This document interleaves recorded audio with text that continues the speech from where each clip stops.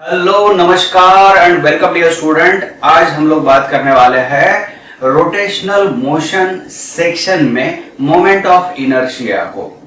कोई एक बॉडी मान लीजिए रखी है हमारे पास, उसको मुझे मूव कराना है। तो बॉडी का अगर मास बहुत ज्यादा है तो मुझे उसको मूव कराना उतना ही डिफिकल्ट होगा, क्योंकि मास कंसीडर किया जाता है as a measure of inertia. जितनी ज्यादा हेवी बॉडी होगी, जितना ज्यादा मास होगा, उतना ही डिफिकल्ट होगा हमारे लिए उस बॉडी को मूवमेंट कराना। लेकिन मान लीजिए अगर कोई बॉडी काफी मोशन में है and if that body is in motion, अगर मोशन में है और उसको मुझे रोकना है तो भी डिफिकल्टीज आएगी, because the body has a tendency to remain in the state of motion. तो ये दो टाइप के इनर्शिया यहां पर है, इनर्शिया ऑफ रेस्ट और दूसरा इनर्शिया ऑफ मोशन। तो इनर्शिया हम लोग क्या बोल सकते हैं यहां पर, टेंडेंसी। तो tendency to oppose its state of rest या फिर tendency to oppose its state of motion, ये दो चीजें हो गई। उसी तरीके से डायरेक्शन वाली भी एक इनर्शिया होती है। देखिए, आपने कार में ट्रैवल किया होगा, बस में ट्रैवल किया होगा and all of sudden that bus takes a turn toward left, तो पैसेंजर की बॉडी राइट में जाते हुए फील होती है, उसको एक एक्सपीरियंस होता है वो फोर्स। लेकिन इन एक्चुअल सेंस अगर आप बात करोगे तो जब कार व्हीकल जो होता है जब ऐसे टर्न लेता है तो इस बॉडी की tendency actually straight line follow करने की होती है। लेकिन वो भी खुद बॉडी कार के साथ में या फिर बस के साथ में मूव हो रही है तो उसके साथ साथ ही उसको फील होगा कि कार लेफ्ट में टर्न ले रही है लेकिन ये राइट में टर्न ले रहा है। या फिर जैसे एक बेसिक एग्जांपल मैं आपको दिखाता हूं, बेस्ट एग्जांपल अगर आप देखोगे तो सर्कुलर मोशन वाला है। इसमें मान लीजिए पार्टिकल जो है that is performing circular motion, तो इसका इस समय का जो वेलोसिटी का डायरेक्शन होगा वो ये होगा। मान लीजिए ये स्ट्रिंग ब्रेक हो जाता है तो particle will travel in a straight line, tangential line में वो ट्रेवल करेगा।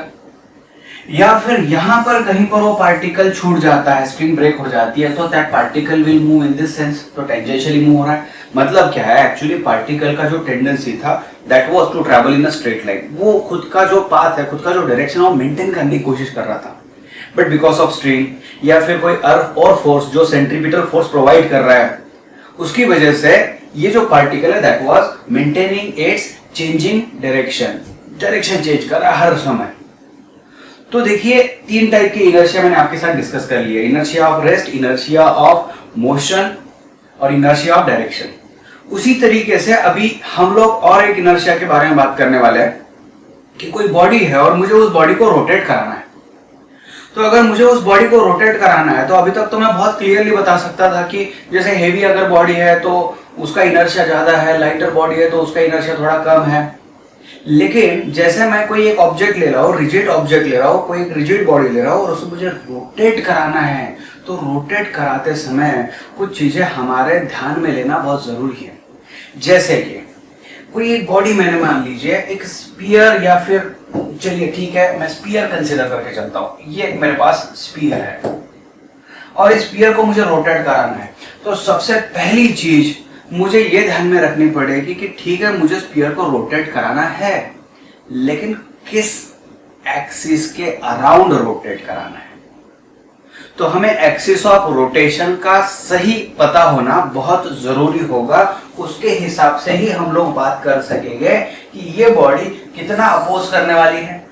तो देखिए, जैसे एक लाइन मैंने सेंटर में से पास करा दी, इसके अबाउट अगर ये बॉडी रोटेट हो रही है तो इसका जो इनर्शिया होगा, अपोजिशन जो होगा, मतलब मुझे रोटेट कराना है उस बॉडी को तो ये मुझे अपोज करने वाली है, तो इसका अपोजिशन कुछ अलग से होगा।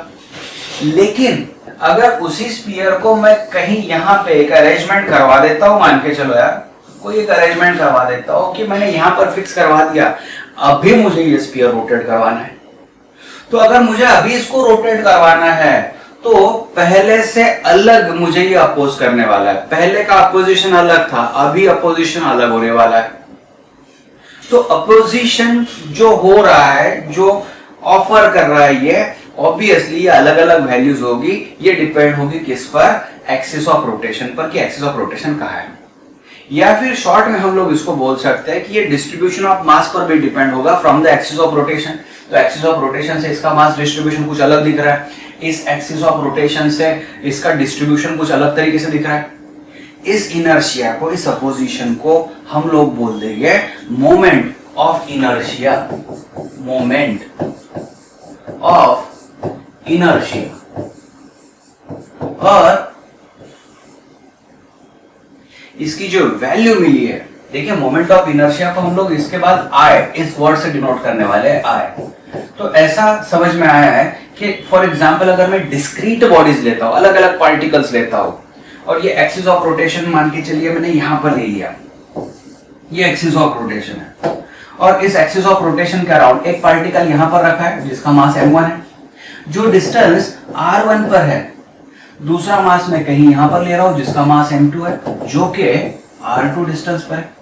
अभी समझ लीजिए आप बहुत अच्छे तरीके से इसको कि ये जो वैल्यू मिली है, it is seen that it is product of mass and square of distance of that particle from the axis of rotation. लेकिन बहुत जरूरी चीज जो ध्यान में रखना है, ये जो डिस्टेंस हम लोग ले रहे हैं ना, you should take perpendicular distance, perpendicular distance. आपको ये डिस्टेंस जो लेना है, ये परपेंडिकुलर डिस्टेंस लेना है। यहां पर भी ये परपेंडिकुलर डिस्टेंस लेना है। अभी दो चीजें आ गई है, तो चलो मैं दूसरे को भी ऐड करवा लेता हूं। अगर तीसरा होता, चौथा होता, पांचवा होता, छठा होता, तो ये वैल्यूज ऑब्वियसली बढ़ते जाती। तो मैं कुछ इस तरीके से बात कर सकता हूं कि समेशन mi/ri², तो पार्टिकल्स की कोई ना कोई तो संख्या होनी जरूरी है। तो चलिए मान के चलते हैं हमारे पास n पार्टिकल्स है, तो n पार्टिकल के हिसाब से i = 1 to n।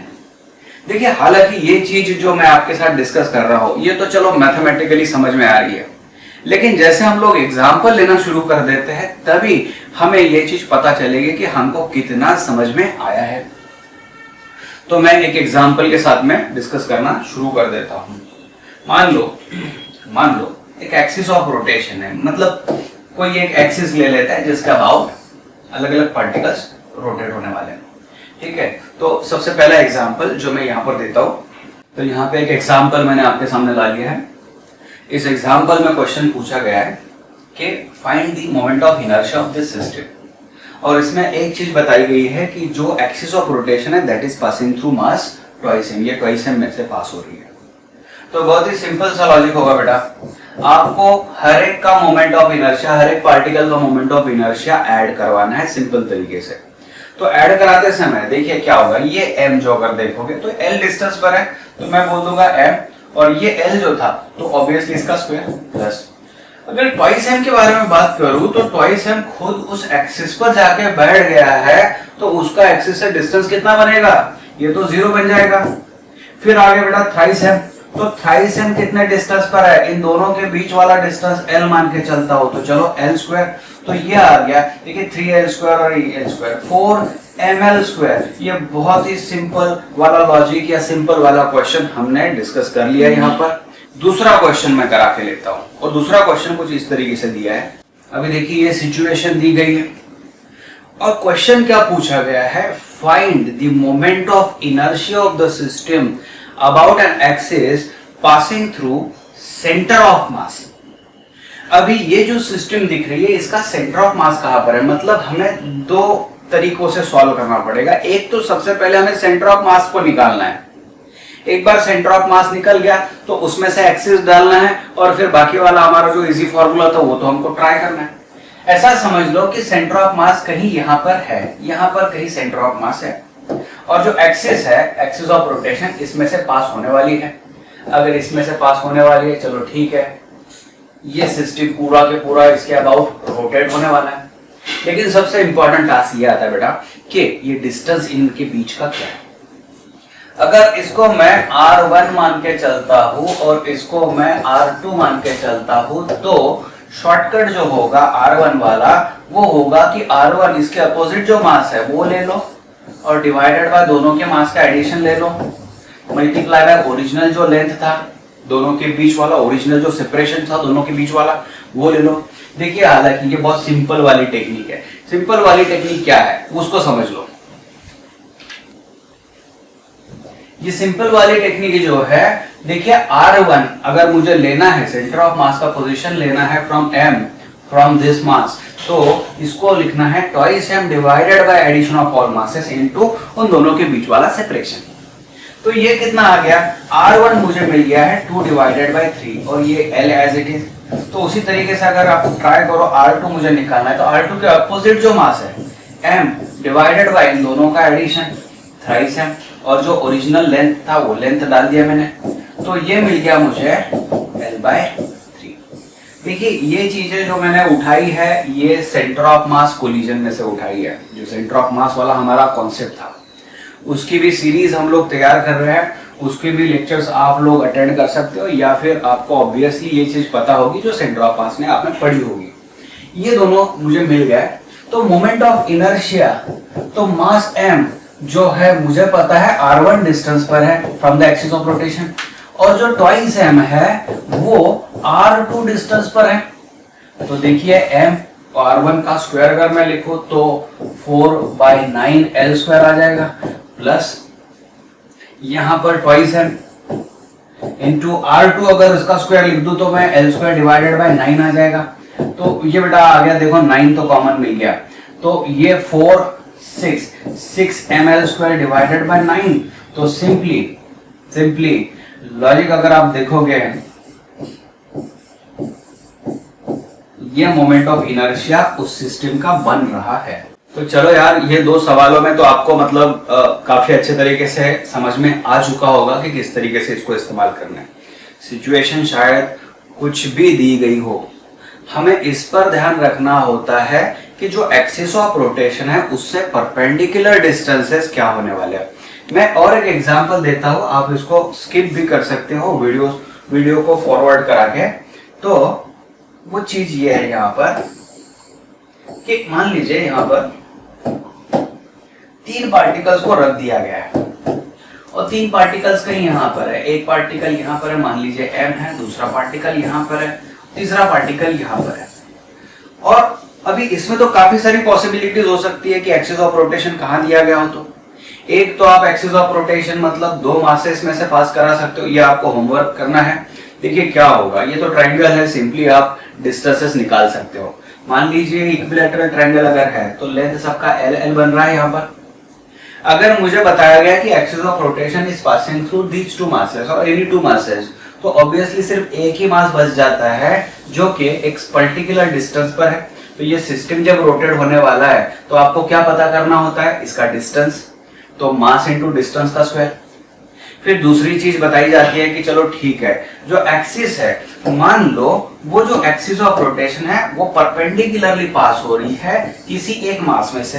तो अज्यूम कर लो कि ये पेन है तो ये इसमें से जा रहा है, ये एक्सिस है, तो ये दोनों मासेस इस एक्सिस के अबाउट क्या हो गए, रोटेट होने वाले हैं।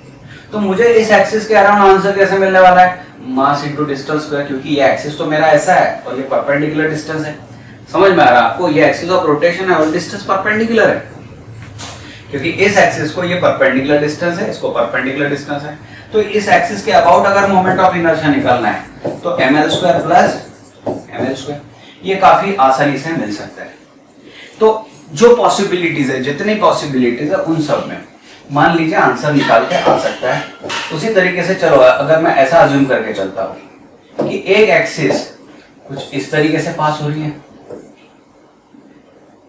तो ये पूरा सिस्टम इसके अबाउट रोटेट होने वाला है, तो इसमें कोई दिक्कत ही नहीं है अभी, क्योंकि अगर रोटेट हो रहा है तो देखिए क्या हो रहा है, इस एक्सिस से ये परपेंडिकुलर डिस्टेंस L/2 और इस एक्सिस से इसका डिस्टेंस L/2, हालांकि ये जो मास है उस एक्सिस पर ही है, तो उसके लिए कोई इशू नहीं है, उसका आंसर जो होगा 0 होगा ऊपर वाले का। समझ में आ गया। तो इस तरीके से जो क्वेश्चंस हो गए वो आपको ट्राई करना है। अभी हम लोग कंटिन्यूअस बॉडीज पर जाना शुरू कर देते हैं। कंटिन्यूअस बॉडी के लिए जो मोमेंट ऑफ इनर्शिया का फॉर्मूला होता है वो इंटीग्रेशन होता है dm टाइम्स x स्क्वायर या फिर r स्क्वायर डाल दीजिए यहाँ पर। इसको फिलहाल के लिए आप ध्यान में रख लीजिए, इंटीग्रेट करना होता है। तो प्राइमरी लेवल पर जो हम लोग रिवाइज कर रहे हैं अभी फिलहाल तो प्राइमरी लेवल पर मैं तो आपके साथ यही बात करूंगा कि मोमेंट ऑफ इनर्शिया कुछ चीजों का आपको डायरेक्टली ध्यान में रखना है, वो नंबर आपको डायरेक्टली ध्यान में रखना है, और उसके हिसाब से मैं फिर आपको 2 थ्योरम पढ़ाने वाला हूँ, बताने वाला हूँ। एक तो पैरेलल एक्सिस थ्योरम और दूसरा परपेंडिकुलर एक्सिस थ्योरम। इन दो थ्योरम का अगर आप इस्तेमाल करते हो तो किसी भी टाइप का क्वेश्चन आप सॉल्व कर सकते हो। तो ठीक है, सबसे पहले हम moment of inertia of some symmetric bodies के बारे में नंबर लिखना शुरू कर देते हैं और फिर पैरेलल एक्सिस थ्योरम और परपेंडिकुलर एक्सिस थ्योरम को किस तरीके से इस्तेमाल करना है वो भी देख लेते हैं। ठीक है, एक्चुअली मुझे सबसे पहले पैरेलल और परपेंडिकुलर एक्सिस थ्योरम भी लगने वाला है, तो चलो उसको पहले एक बार फिलहाल वाइंड अप करा लेते हैं, तो कोई इशू नहीं आएगा, कोई दिक्कत नहीं आएगी समझने में। इसको ऐसा समझ लो कि ये कोई बॉडी है, कोई भी रैंडम बॉडी है, इसका सेंटर ऑफ मास कहीं ना कहीं तो होगा।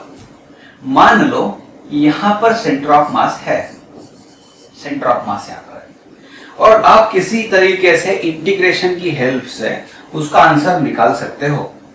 यूजुअली जेईई मेंस तक और नीट तक तो सिमेट्रिक बॉडीज के बारे में ही पूछा जाता है, एडवांस में भी सिमेट्रिक बॉडीज के बारे में ही पूछा जाता है, तो काफी हद तक आप ये बोल सकते हो कि काफी इजी होगा, आसान तरीका होगा जिससे आप सेंटर ऑफ मास के अबाउट मतलब मोमेंट ऑफ इनर्शिया निकाल सकते हो।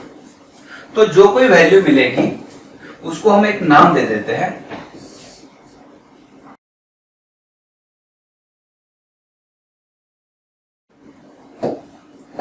तो ये हमारी इस एक्सिस के अबाउट अगर रोटेट होता है तो मोमेंट ऑफ इनर्शिया को हम लोग आईसी बोल देते हैं।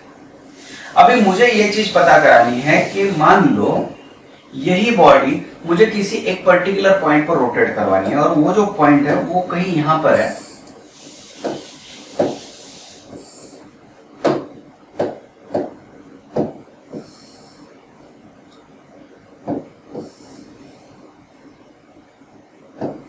वो पॉइंट कहीं पर यहां पर है, इसको मैं O कंसीडर कर लेता हूं। तो इसका आंसर अगर निकालना है मुझे तो क्या करना है, मुझे थ्योरम यूज करना है पैरेलल एक्सिस थ्योरम या फिर पैरेलल एक्सिस थ्योरम। इसका प्रूफ आपको किसी भी स्टैंडर्ड टेक्स्ट बुक में मिल जाएगा, जिसको करने की जरूरत नहीं है क्योंकि हम लोग को एप्लीकेशन लेवल पर ही इसे समझना है आज।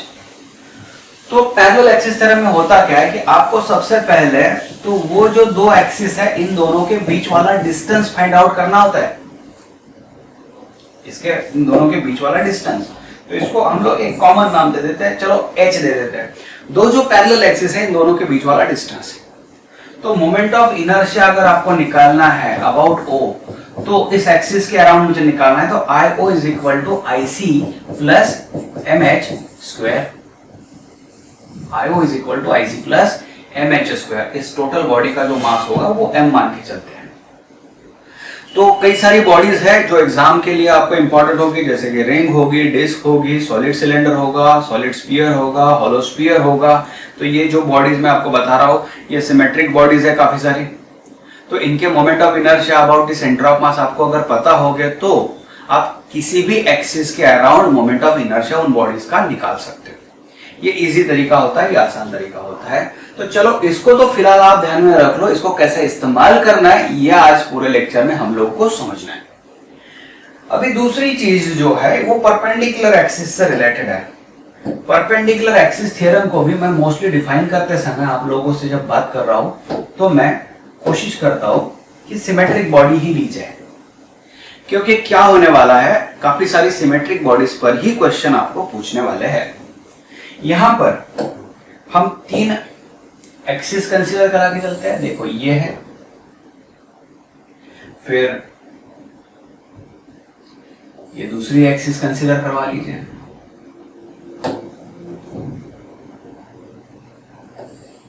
वैसे तीन एक्सिस मैंने कंसीडर करा लिया। हमारे लिए इंपॉर्टेंट फैक्टर ये होता है कि जो बॉडी है किस प्लेन में है, और किस प्लेन में है। तो मान के चलो ये बॉडी एक्स और वाई प्लेन में है, तो इस एक्स और वाई प्लेन को परपेंडिकुलर जो एक्सिस है वो जेड है।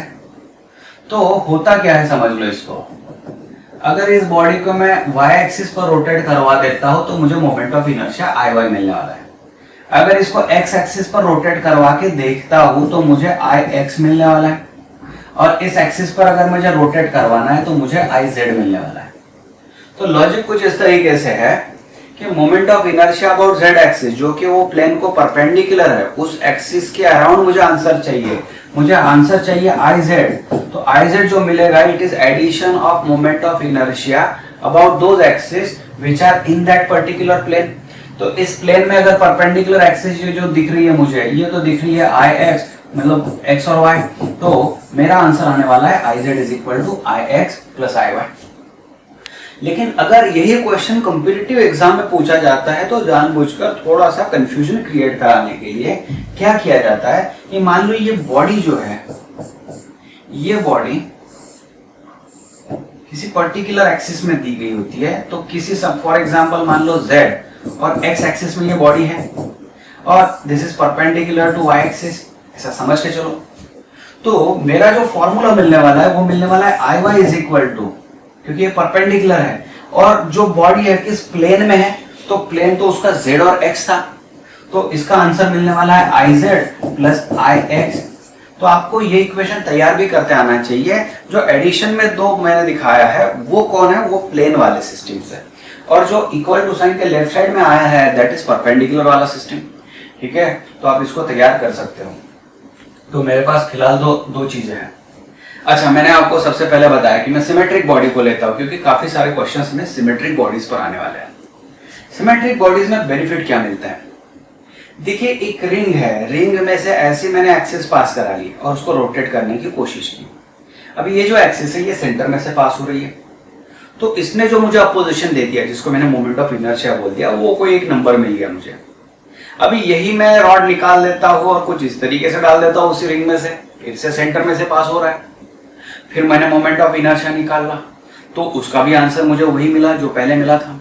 तो होता क्या है कि मोस्टली जो प्लेन है सिमेट्रिक बॉडीज में, अगर मैंने ये एक्सिस ले लिया जो सेंटर में से पास हुआ, या फिर ये एक्सिस ले लिया जो सेंटर में से पास हुआ, या फिर ये एक्सिस ले लिया जो सेंटर में से पास हो रहा, तो जो सेंटर में से पास हो रहा है अलोंग द प्लेन वाला एक्सिस जो दिख रहा है मुझे, तो इनके सबके नंबर सेम ही मिलेंगे because of symmetry of that ring.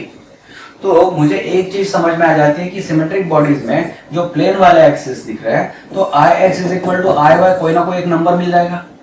तो अगर ऐसे मिल रहा है तो चलिए मान के चलिए आई मिल रहा है, तो I Z can be equal to I X plus I Y 2 times आई।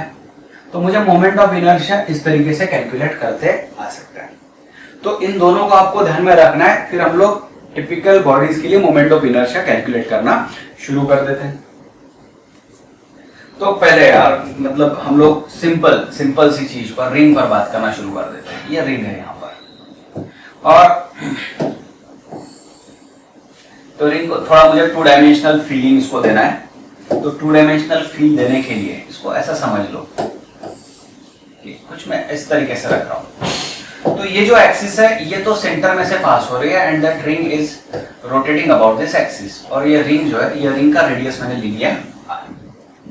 चलो इतनी चीजें तो मैं कर सकता हूं। अभी इंटीग्रेशन की हेल्प से अगर आप सॉल्व करना शुरू कर देते हो, वो जो फॉर्मूला था, तो मुझे मोमेंट ऑफ इनर्शिया मिल रहा है यहाँ पर mr²। लेकिन इसके लिए एक वर्ड इंपॉर्टेंट होता है, this is the moment of inertia of ring about an axis passing through the centre but perpendicular to the plane. मैंने वर्डिंग लिए क्या बोल दिया यहाँ पर, this is moment of inertia of ring about an axis passing through the centre and perpendicular to the ring. तो आपको question में बहुत ही क्लियरली समझना है कि किस एक्सिस पर पूछा गया है।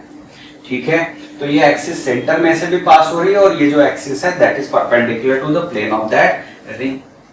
अभी मान के चलो इसी एग्जांपल में और मैं एक दूसरी एक्सिस ले लेता हूं और मुझे चाहिए कि मैं अगर रिंग को इस एक्सिस के अराउंड रोटेट कर रहा हूं, तो ये पॉइंट मान के चलो O। तो मुझे यहां पर आंसर मिलना है, आंसर निकालना है, तो किस तरीके से निकालेंगे? ये अगर आप बात करो तो this is nothing but tangent, और ये टेंजेंट है, और ये टेंजेंट जो है perpendicular to plane of ring है, perpendicular to plane of ring है। यहां पर जो एक्सिस थी ये कैसी थी, ये this was passing through the centre and this was perpendicular to plane of ring, plane of ring perpendicular to the plane of ring. तो क्या मैं इसको आई सी बोल सकता हूं? क्या मैं इसे आई सी बोल सकता हूं? Because I C is nothing but moment of inertia of that body about an axis passing through the centre of mass. तो ये रिंग का जो सेंटर ऑफ मास था वो तो यही था, तो मुझे आई सी मिल सकता है। क्यों आई सी दिया मैंने? क्योंकि मुझे अगले क्वेश्चन में इसका इस्तेमाल करना है। तो अगर मुझे moment of inertia about an axis passing through the centre पता है तो मैं किसी भी एक्सिस के लिए आंसर निकाल सकता हूं। तो मेरा आईसी जो था वो था mr², और इन दो एक्सिस के बीच वाला डिस्टेंस दिख रहा है मुझे h, जिसको मैं बोल सकता हूं r, ऑब्वियस है। तो IO जो मिल जाएगा, IO मिल जाएगा IC प्लस MH²। तो IC कितना है? mr², और उसके साथ में मैं MH तो H भी R है, तो mr² that is equal to 2mr²। अच्छा, ये जो आंसर मिल गया, ये आंसर किसके लिए मिला?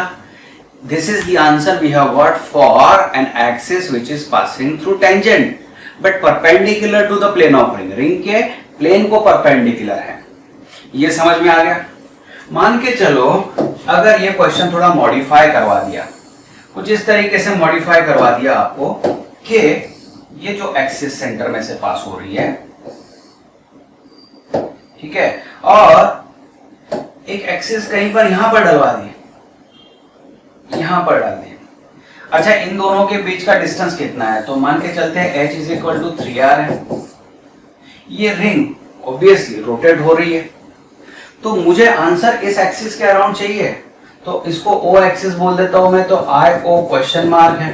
देखिए, आपको एक चीज सिर्फ खाली समझना होता है कि पैरेलल एक्सिस थ्योरम यूज करना है यहाँ पर, और आपको रिंग का IC तो लर्न करा के ही लेना पड़ेगा। IC is equal to mr² मिल रहा है, इन दोनों के बीच वाला डिस्टेंस है, तो ऑब्वियसली फॉर्मूला मिल रहा है मुझे IO is equal to IC plus MH²। तो IC प्लस MH², तो IC मेरे पास mr² था और h की वैल्यू यहाँ पर 3r है, तो m 3r का स्क्वायर आ गया। तो फाइनल मुझे आंसर देखिए यहाँ पर तो 9r² आ गया, मतलब ये 10mr² मिल गया।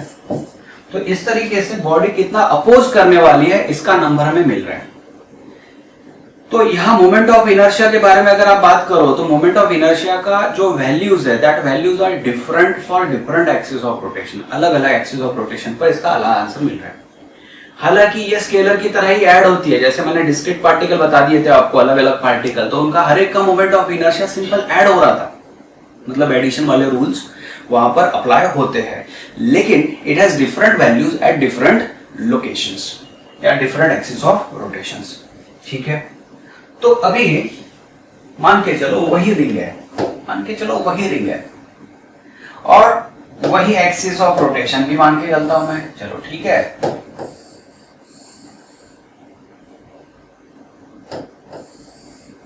तो ये भी ले लिया मैंने यहां पर, लेकिन मुझे मोमेंट ऑफ इनर्शिया को जो निकालना है वो इस एक्सिस पर निकालना है, इस एक्सिस पर निकालना है। अभी देखिए क्या हो रहा है, ये दोनों के दोनों एक्सिस सेंटर में से पास हो रही है, दोनों एक्सिस सेंटर में से पास हो रही है। आप इन दोनों को मोमेंट ऑफ इनर्शिया बोल सकते हो about an axis passing through centre, बोल सकते हो, लेकिन फिलहाल कॉम्प्लिकेशंस को अवॉइड करने के हिसाब से मैं थोड़ा सा अलग बात करूंगा। इसको ऐसे समझना है हमको कि इसको ऐसे परपेंडिकुलर और एक एक्सिस डाल देते हैं,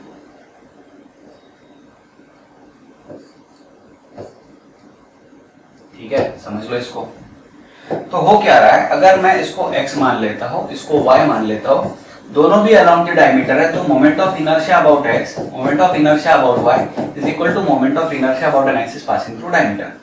और ये एक्सिस जो है इसको मैं iz बोल देता हूं, इसको मैं iz बोल देता हूं, जो कि आंसर देने वाला है mr²। हम हमारी कन्वीनियंस के हिसाब से उसको IC बोल सकते हैं या फिर कोई अलग नाम दे सकते हैं, you should not gate confused for this one. तो मुझे अभी रिक्वायरमेंट जो है मैं IC नहीं बोल सकता हूं। क्यों नहीं बोल सकता हूं? क्योंकि इसी एक एग्जांपल में तीनों के तीनों एक्सिस सेंटर में से पास हो रही है, and all three can be called as moment of inertia about an, मतलब जो है सेंटर में से पास होने की वजह से जो मोमेंट ऑफ इनर्शिया मिलेगा उसको मैं बोल सकता हूं कि moment of inertia about an axis passing through centre, तो IC में बोल सकता हूं। लेकिन अलग अलग आंसर मिलने वाले हैं। तो चलो यार परपेंडिकुलर एक्सिस थ्योरम डाल देते हैं, I Z is equal to I X plus I Y. तो ये दोनों सेम होने की वजह से यहाँ पर 2 टाइम्स आई डी मिल गया मुझे, और आई जेड कितना है तो एम आर स्क्वायर, तो मुझे आई डी जो मिल गया वो मिल गया M R square divided by 2। ये है मेरा आंसर। तो about diameter M R square by 2, ये नंबर भी थोड़ा ध्यान में रख लिए तो फाइनल आंसर निकालते समय कोई दिक्कत नहीं होगी।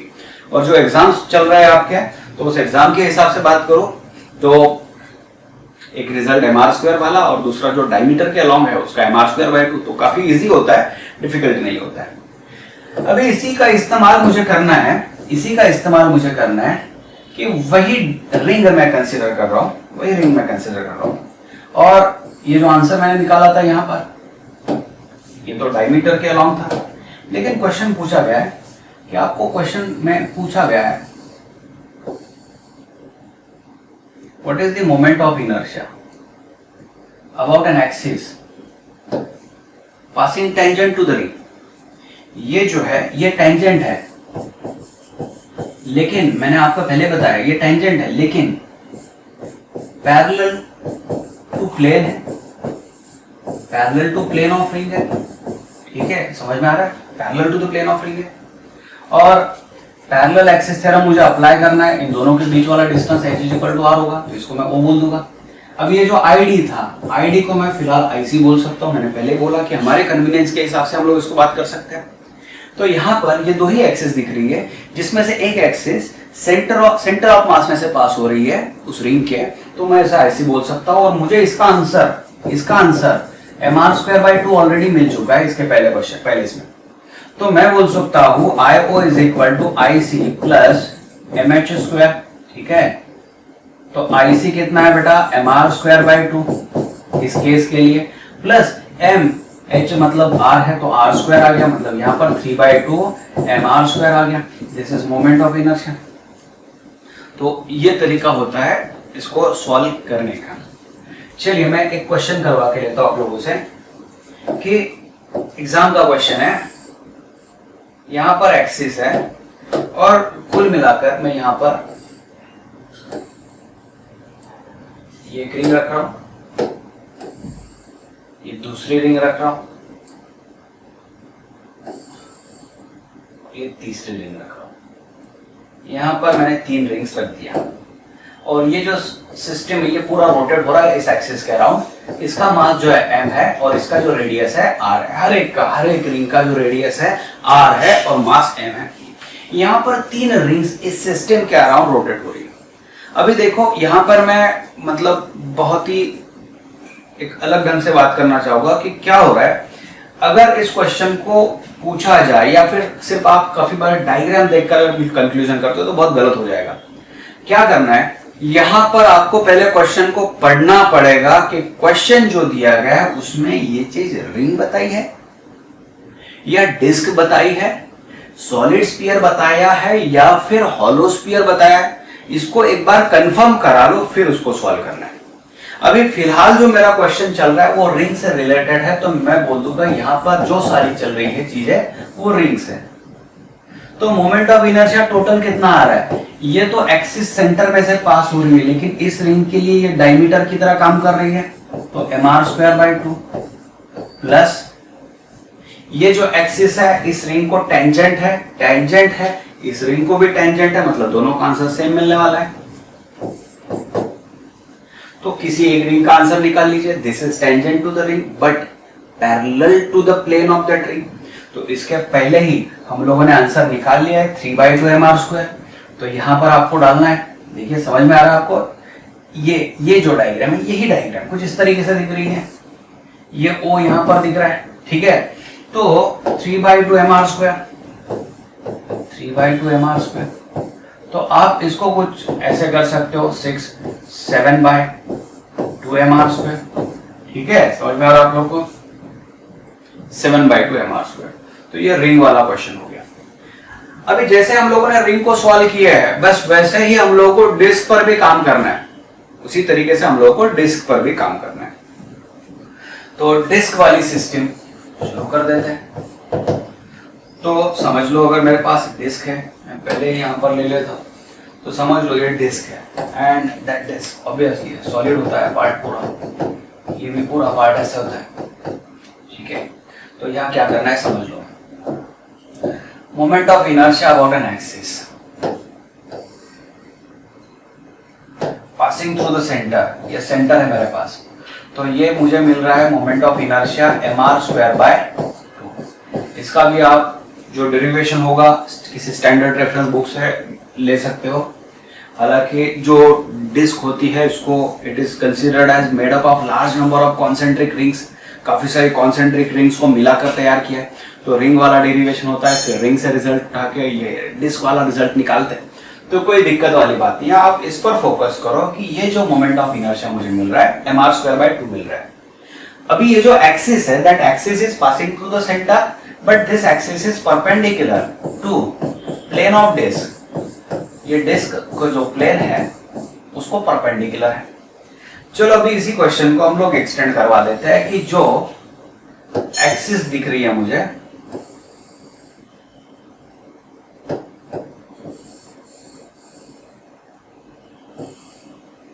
यहां पर इन दोनों के बीच वाला distance h is equal to r होने वाला है। अभी ये तो सेंटर में से पास हो रही है, लेकिन ये यहां पर टेंजेंट है, और टेंजेंट भी कैसा है, that tangent is, this is tangent to ring, this is tangent to ring and perpendicular to plane. उसके प्लेन को कैसा है बेटा, परपेंडिकुलर है। तो आपको पैरेलल एक्सिस थ्योरम वाला यूज करना है, IO is equal to IC plus MH² को इस्तेमाल करना है। IC तो आपको mr²/2 मिल चुका है, प्लस आपको यहाँ पर h की वैल्यू r रखनी है, तो ये मिल गया आपको 3/2 mr²। ये वैल्यू मिल गया आपको IO, टेंजेंट, टेंजेंशियल एक्सिस। लेकिन टेंजेंशियल एक्सिस में दो टाइप थे, एक था परपेंडिकुलर टू द प्लेन और दूसरा था पैरेलल टू द प्लेन। चलो ये बात तो सही हो गई है यहाँ पर। अभी मानते हैं कि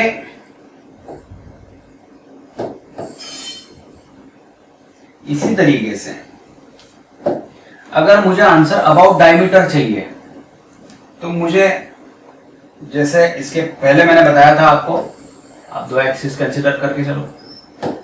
ये दोनों एक्सिस जो मैं बात कर रहा हूं, एक तो एक्स एक्सिस है, दूसरी वाई एक्सिस है और तीसरी समझो जेड एक्सिस है, और ये सेंटर है। तो देखिए तीनों एक्सिस सेंटर में से पास हो रही है, तो IC किसी को डिफाइन मत कीजिए इतने जल्दी। आपको ये तो चीज दिख रही है कि ये तीनों चीजें जो है, तीनों जो है ये परपेंडिकुलर टू ईच अदर है। तो आप बोल सकते हो IZ is equal to IX plus IY। लेकिन इस डिस्क को अबाउट एक्स एक्सिस रोटेट करो तो भी वही आंसर, वाई एक्सिस के अराउंड रोटेट करो तो भी आंसर, या फिर किसी भी एक्सिस जो कि सेंटर में से पास हो रही है and parallel to the disc है, तो उसके लिए एक ही आंसर मिलने वाला है। तो सिमेट्री की वजह से क्या हो रहा है, आप बोल सकते हो कि IX is equal to IY is equal to I along diameter. तो ये IZ मुझे मिल गया है 2 टाइम्स I डायमीटर।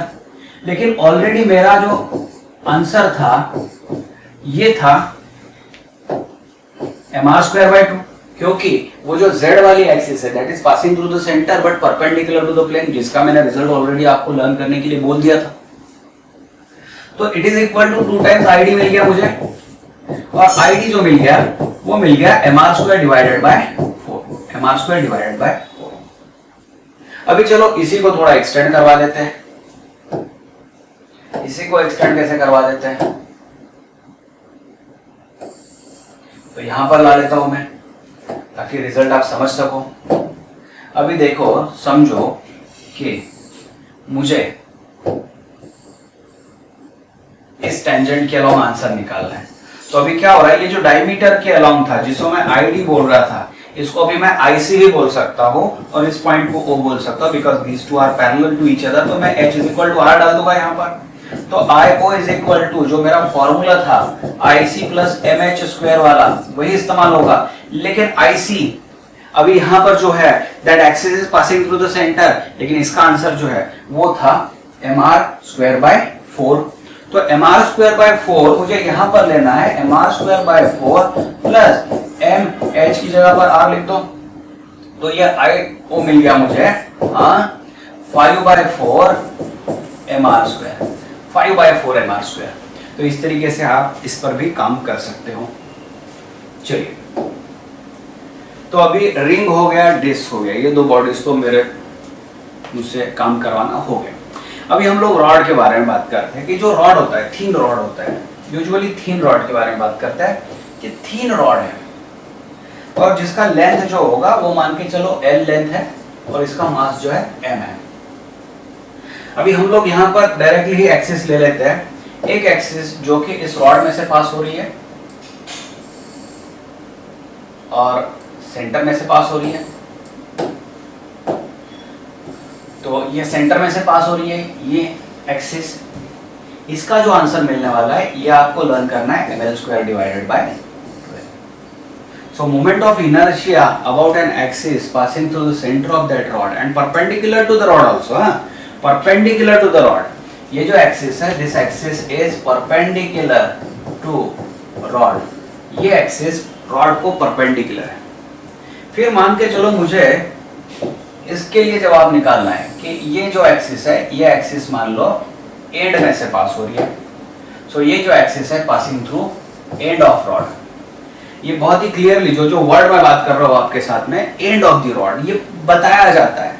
तो एंड में से अगर पास होता है तो आपको पता है कि ये IC है और ये O है, इन दोनों के बीच वाला डिस्टेंस जिसको मैं H बोल रहा था, ये L/2 होना चाहिए, क्योंकि टोटल अगर रॉड का लेंथ L है तो ये L/2 होगा।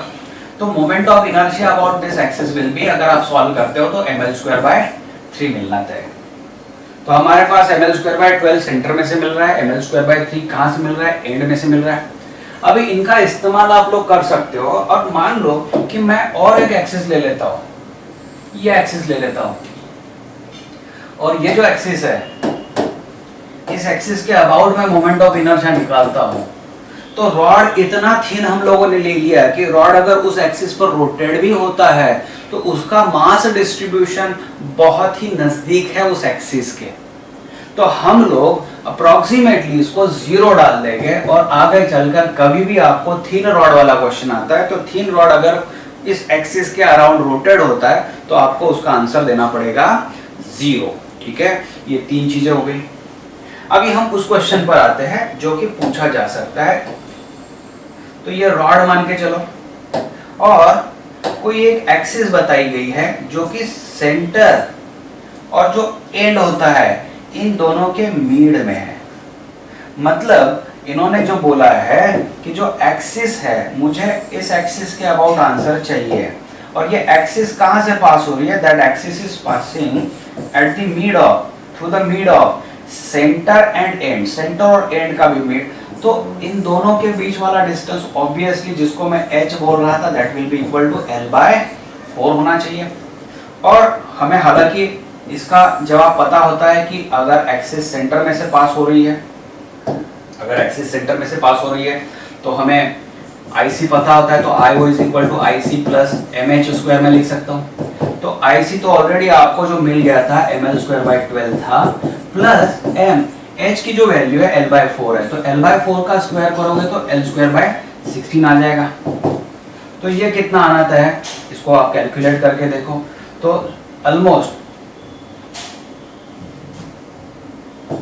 4 ml² divided bye 48 plus 3 ml² divided bye, अगर 48 मान के चलता हूँ तो ये 7/48 ml² आ रहा है। ठीक है, this is moment of inertia about an axis passing through that particular point. तो इस तरीके से बेटा आप लोगों को आंसर निकालना है। अच्छा चलो, ये पॉपुलर क्वेश्चंस आते हैं इस पर काफी। कैसे क्वेश्चंस आते हैं, जैसे कि मान के चलो एक फैन है, फैन जो होता है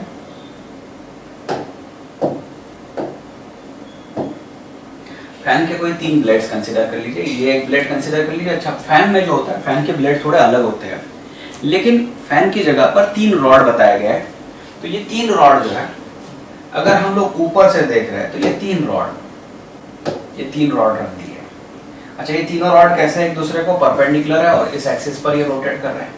या फिर यही क्वेश्चन पूछा जाता है जब, तो कुछ इस तरीके से डायग्राम दी जाती है, ये एक रॉड है, ये दूसरा रॉड है और ये तीसरा रॉड है।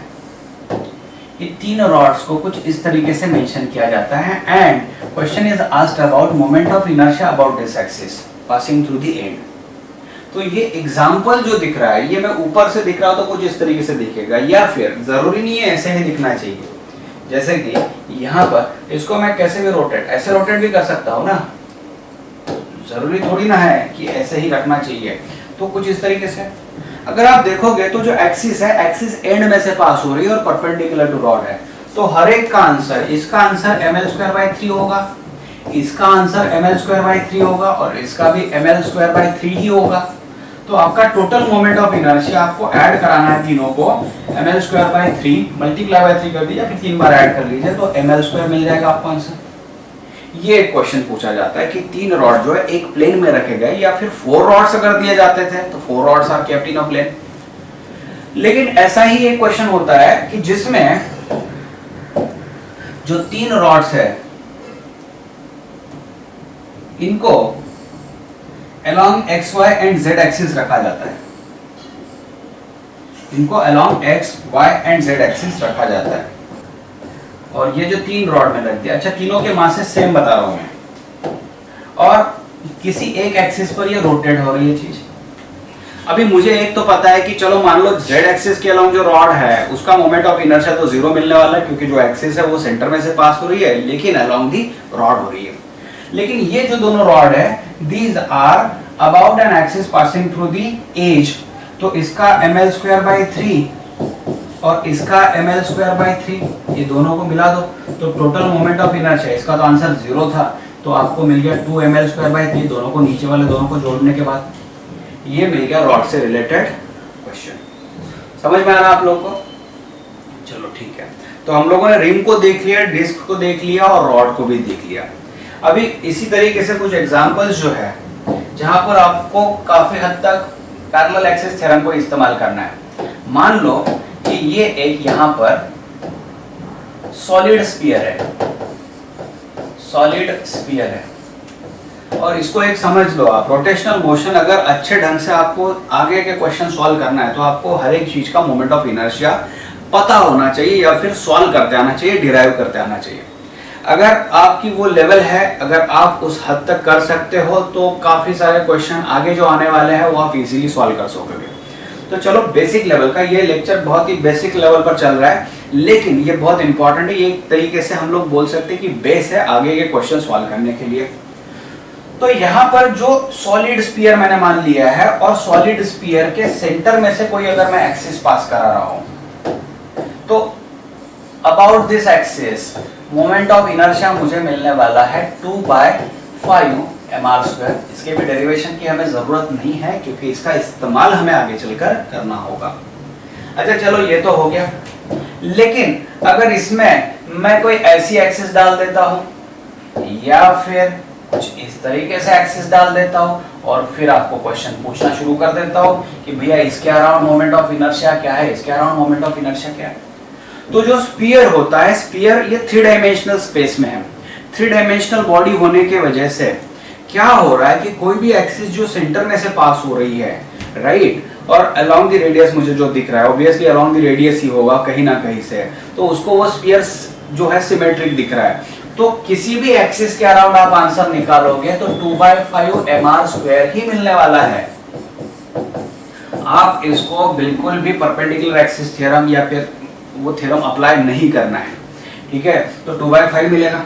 अच्छा चलो इसी क्वेश्चन को आगे हम लोग एक्सटेंड करा देते हैं कि same sphere, same solid sphere consider कर लेते हैं, और उसमें एक एक्सिस जो है वो टेंजेंशियल डलवा देते हैं। अच्छा ये जो टेंजेंट है, ये भी टेंजेंट भी पैरेलल और परपेंडिकुलर वाले कॉन्सेप्ट के हिसाब से काम नहीं करेगा, क्योंकि ये जो होगा स्फीयर को टेंजेंट, क्योंकि स्फीयर 3D डायग्राम में आप टेंजेंट कैसा भी निकालो तो वो स्फीयर को टेंजेंट आने वाला है। तो यहाँ सेंटर वाला आंसर मुझे पता है। अगर सेंटर वाला आंसर मुझे पता है तो इन दोनों के बीच वाला डिस्टेंस भी h पता है। तो IO, दैट इज, अगर इसको मैं O बोल देता हूँ, ये C है, तो IO is equal to IC plus MH²।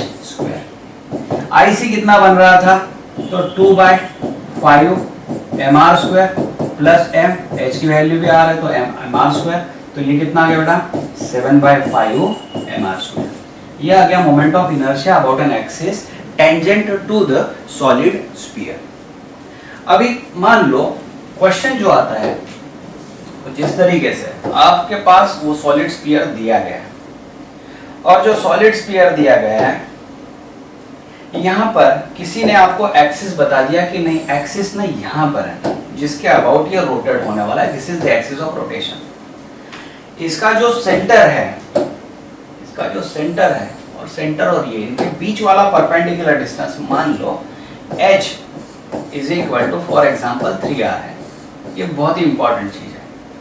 अभी ये जो स्फीयर है, स्फीयर तो हमारे सामने से जा रहा है, लेकिन हम लोग को एक समझना है कि when it is moving along this axis, इस एक्सिस के अराउंड जब रोटेट हो रहा है तो ये खुद का एक रोटेशन भी कंप्लीट कर रहा है अबाउट इट्स ओन एक्सिस। तो चलो उतना डिटेल ना जाते हुए हम लोगों के पास क्या कॉन्सेप्ट था, आप ज्यादा दिमाग में लगाते हुए क्या बोल सकते हो कि मुझे अगर IC पता है तो बस भाई ये तो सिंपल पैरेलल एक्सिस वाला थ्योरम हो रहा है। तो अगर मुझे IC पता है तो मुझे IO निकालते आ सकता है, and that IO is equal to IC 2/5 mr square plus m h की वैल्यू थी 3r, तो 3r का स्क्वायर। तो ये कितना आ गया बेटा 2/5 प्लस ये तो 9 हो गया था और mr स्क्वायर आपको बाहर मिलने वाला है। तो फाइनली मोमेंट ऑफ इनर्शिया जो मिल रहा है 47/5 mr स्क्वायर। ठीक है, कैलकुलेशन एक बार देख लो आप, ये मिल रहा है आंसर। तो कोई दिक्कत नहीं आने वाली है। हो सकता है आपको अलग अलग स्फीयर से रिलेटेड क्वेश्चन पूछा जाए। 4 स्फीयर दिए गए हैं तो चारों का आंसर निकालो, 5 दिए तो पांचों का आंसर निकालो, कोई बात नहीं है। जैसे मैं एक एग्जांपल के तौर पर यहाँ पर ले लेता हूँ, इसको आप आगे चलकर स्किप भी कर सकते हो। मान लो ये स्फीयर है, यहाँ पर दूसरा स्फीयर है, ये तीसरा आ गया और ये चौथा आ गया। ऐसे 4 स्फीयर यहाँ पर बनाए हैं and these are attached to each other। जो एक्सिस है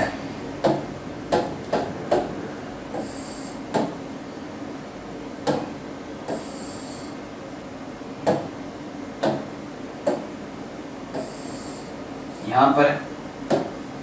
अच्छा चलो इनका रेडियस मान लो r है, तो ये r और ये r मतलब इन दोनों के बीच वाला डिस्टेंस मिलने वाला है 2r।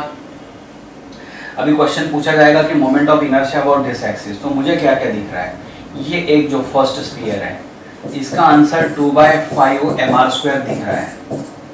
ये जो सेकंड स्फीयर है, सेकंड स्फीयर का भी आंसर 2/5 mr स्क्वायर दिख रहा है, क्योंकि जो एक्सिस है ओरिजिनली पास हो रही है वो सेंटर में से पास हो रही है, तो इनका तो मोमेंट ऑफ इनर्शिया मिल गया। लेकिन ये एक्सिस से ये जो दूसरा स्फीयर है, ये दूसरा स्फीयर 2r डिस्टेंस पे है, तो 3 वाला आंसर मुझे मिलने वाला है 2/5 mr square plus m h square. तो h कितनी वैल्यू है, ट्वाइस ऑफ r, इसका स्क्वायर। और फोर्थ वाला जो मुझे मिल रहा है, तो फोर्थ वाला भी मुझे कुछ इस तरीके से दिख रहा है, तो फोर्थ वाला भी मुझे दिख रहा है इतने डिस्टेंस पर h is equal to 2r पर। तो इसका आंसर कितना आएगा, IC प्लस m h का स्क्वायर। अभी टोटल मोमेंट ऑफ इनर्शिया अगर आप देखोगे I इज इक्वल टू, तो ये दोनों चीजें सेम दिख रही है, तो 2 × 2/5 mr स्क्वायर प्लस इसका अगर आंसर निकाल दूं मैं तो ये 4 हो जाएगा, ये 22 डिवाइडेड बाय 5 mr स्क्वायर। सही है क्या, देख लो एक बार, 2 2 = 4 22, तो ये दोनों हो गए ऐसे 22/5 mr स्क्वायर। तो ये मिल रहा मुझे 4/5 प्लस 44/5 mr स्क्वायर, तो हो गया मेरे पास 48/5 mr स्क्वायर। समझ में आ रहा आप लोगों को, 48/5 mr स्क्वायर। तो इस तरीके से हमें सॉल्व करना है, इस तरीके से हमें उस टूल को इस्तेमाल करना होता है। अच्छा चलो मैं सिर्फ अभी एक एक टर्म्स आपको डिफाइन करा के दे दूं, या फिर मतलब कुछ फॉर्मूले दे दूं। जैसे कि हॉलो स्फीयर है, तो हॉलो स्फीयर के लिए भी मैं फटाफट आपको आंसर्स दे देता हूं। ये एक एक्सिस है जो सेंटर में से पास हो रही है, और ये जो है हॉलो स्फीयर है। तो हॉलो स्फीयर का जो IC मिलने वाला है, ये मिलने वाला है 2/3 mr स्क्वायर। और यहाँ पर अगर टेंजेंट ले लेता हूँ तो IO is equal to IC plus MH square होता है। तो ये तो 2/3 mr स्क्वायर है, प्लस h की अगर आप वैल्यू देखते हो तो h is also equal to r, तो mr स्क्वायर 5/3 mr स्क्वायर। तो ये मिल गया मुझे IO 5/3 mr स्क्वायर। समझ में आ रहा है? आपको 2/3 mr² होलो स्फीयर का रिलेशन जो है आपको ध्यान में रखना है। ठीक है, तो ये सिलेंडर हम लोग ले लेते हैं। सिलेंडर में दो टाइप, तो पहले तो ले लेते हैं हम लोग सॉलिड सिलेंडर। सॉलिड सिलेंडर, यहाँ पर ये जो होगी ये एक्सिस होगी जो कि सेंटर में से पास हो रही है। अभी हमको क्वेश्चन जो पूछा जाए तो उसके तरीके से सोचना पड़ेगा। देखिए क्या होता है, जो solid cylinder it is considered to be made up of large number of disc. काफी सारे डिस्क आप मिलाकर इसको बना सकते हो, ऐसा अज्यूम करके चलो मैं एक एक्सिस ले लेता हूं जो कि यहां से पास हो रही है सेंटर में से। अच्छा, ये एक्सिस के बारे में अगर स्पेशलिटी बात करें तो ये एक्सिस सेंटर में से पास हो रही है, लेकिन परपेंडिकुलर टू द रॉड है। तो ये जो एक्सिस बन रही है this is perpendicular to rod है। इसका मोमेंट ऑफ इनर्शिया कितना? तो आपको कुछ इस तरीके से समझना है इसको कि जब ये रोटेट होता है तो ये रॉड की तरह भी काम करता है। और मान लो इसकी लेंथ अगर L है तो आंसर देना है आपको ml² डिवाइडेड बाय 12 प्लस। जब ये रोटेट हो रहा है तो ऐसा इमेजिन करके चलो कि जो डिस्क बन रही है, जो डिस्क है, ये डिस्क भी डायमीटर के अबाउट रोटेट हो रही है। और डिस्क वाला डायमीटर का जो आंसर था आपका वो था mr² डिवाइडेड बाय 4। इसका अगर रेडियस r है तो आपका आंसर मिल रहा, एक तो आप उसको ट्रीट कर लो पहले रॉड की तरह ml² बाय 12 प्लस एक डिस्क जो कि डायमीटर के अबाउट रोटेट हो रही है उसके हिसाब से mr² बाय 4 जोड़ दो। अच्छा, अगर मैं एक्सिस को कुछ यहां से पास कर देता हूं एंड से, तो एंड के लिए आंसर क्या मिलने वाला है? तो मुझे एक रॉड की तरह ट्रीट करना पड़ेगा जो कि एंड से रोटेट हो रहा है, तो ml² बाय 3। लेकिन जो डिस्क है वो डिस्क तो डायमीटर के अबाउट ही रोटेट होने वाली है, तो मैं यहाँ पर लिख दूंगा mr² डिवाइडेड बाय 4। तो दोनों चीजें यहाँ पर जो दिख रही है मुझे वो कुछ इसी तरीके से मिल रही है। देखिए दोनों में डिस्क ही लिया मैंने, लेकिन रॉड वाला आंसर थोड़ा चेंज करवा दिया। अगर मैं इस एक्सिस के अबाउट इसको रोटेट कराता हूं तो मैं कुछ इस साइड से अगर देख रहा हूं तो मुझे दिखेगा कि एक डिस्क है जो डिस्क रोटेट हो रही है। अच्छा, हालांकि इसकी लेंथ या डेप्थ कितनी है this is not, we are not interested. हम लोग किस बात में इंटरेस्टेड? मुझे जब ऐसा दिख रहा है तो मुझे सिर्फ एक डिस्क दिख रही है जो रोटेट होते हुए है, तो इसके लिए हमें आंसर लिखना पड़ेगा mr² डिवाइडेड बाय 2, क्योंकि मुझे यहाँ से तो डिस्क वाला ही पूरा सिनेरियो दिख रहा है कि ये डिस्क इस एक्सिस पर रोटेट हो रही है। ये जो लास्ट वाला जो सेक्शन है ना ये काफी इंपॉर्टेंट है। किस लिए इंपॉर्टेंट है? क्योंकि काफी बार अभी ऐसे क्वेश्चन आने वाले हैं जहां पर किसी एक इंक्लिनेशन पर से rod, disc, solid sphere, hollow sphere, ring इन सबको छोड़ दिया जाएगा। और जब छोड़ दिया जाएगा तो दीज बॉडीज विल रोल। जब ये रोल करते हुए नीचे जाती है तो नीचे जाते समय जो रॉड है, मान लीजिए सिलेंडर है, जब रोल होते होते नीचे जा रहा है तो मुझे इस साइड से जो इफेक्ट मिल रहा है वो तो डिस्क जैसा ही मिल रहा है। तो आपको वो चीज समझनी होगी। वैसे मुझे हॉलो सिलेंडर के बारे में बात करना है, तो हॉलो सिलेंडर को आप कुछ इस तरीके से समझ सकते हो कि like it is made of large number of rings. काफी सारे रिंग्स मिलाकर ये तैयार हुआ है। ठीक है, तो इसको भी समझ लेता है उसी तरीके से। यहां पर एक एक्सिस ले लो और दूसरी एक्सिस ले लो जो कि यहां से पास हो रही है, तीसरी ले लो जो एंड में से पास हो रही है। अभी इसके डायरेक्टली आंसर्स निकालना है हमें। ये रॉड जो है इसकी लेंथ मान लो L है, तो अगर रॉड की लेंथ L है तो यहाँ पर मोमेंट ऑफ इनर्शिया, ये रॉड जब रोटेट होता है तो ml² बाय 12 मिलता है। प्लस जब मैं यहाँ पर देखता हूँ तो like it is made up of large number of rings, तो रिंग जो थी, रिंग के डायमीटर में से जब मिल रहा है कोई, अगर डायमीटर है अबाउट द डायमीटर जो मोमेंट ऑफ इनर्शिया मिल रहा है दैट इज mr² बाय 2। सही है क्या? देख लो एक बार, चेक कर लो। mr² बाय 2 ये मिल गया। यहाँ पर तो रॉड एंड से रोटेट होते हुए दिखेगा तो ml² बाय 3 प्लस मैं लिख सकता हूँ mr² बाय 2, क्योंकि रिंग तो डायमीटर के अबाउट रोटेट हो रही है। हालांकि यहाँ से अगर मैं इसको देखता हूँ रोटेट होते हुए तो ये तो मुझे सिर्फ रिंग दिख रही है। This is only a ring which is rotating about this axis, तो आंसर मिलेगा मुझे mr²। जो मैंने फिलहाल इसके पहले आर्टिकल में आपको बोल दिया था कि ring, disc, solid sphere, hollow sphere इनको रिलीज कर दिया जाएगा। जब रिलीज कर दिया जाता है तो साइड व्यू जो दिखता है तो it is as good as like ring, ring roll होते हुए नीचे आ रही है, तो रिंग के जैसा ही इफेक्ट देने वाला है। ठीक है, अभी और एक पॉइंट को समझ लेते हैं। चलो एक 3D डायग्राम यहाँ को ले लिए।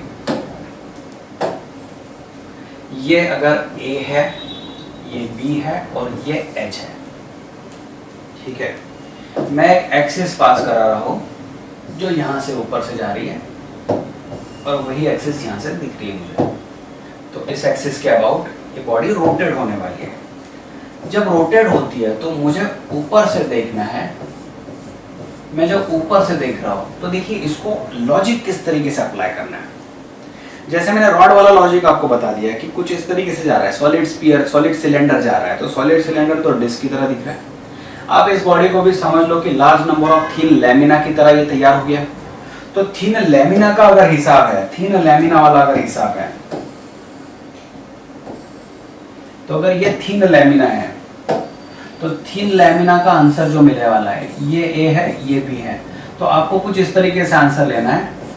मोमेंट ऑफ इनर्शिया जो होगा m, इसको ले लो एक साइड, तो a²/12 एक रॉड की तरह ट्रीट कर लो, और इसको m एक रॉड की तरह ट्रीट कर लो।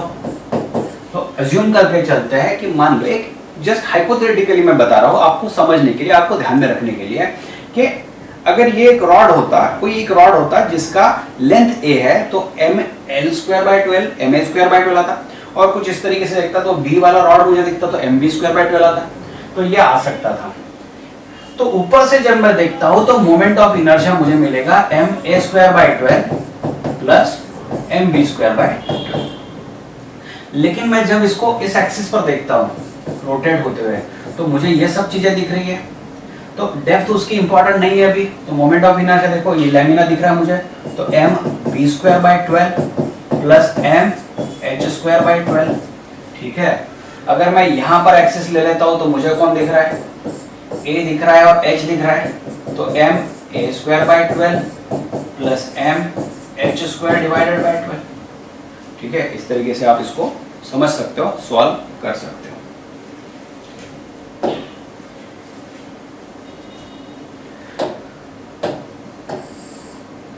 कोई एक रॉड है जो कि इंक्लाइंड है, और इंक्लिनेशन पर थिन रॉड होता है जो कि यहां पर रोटेट हो रहा है, कुछ इस ढंग से यहां रोटेट हो रहा है, और इसका जो है एंगल मान लो थीटा है। अब इसको कैसे सॉल्व करना है?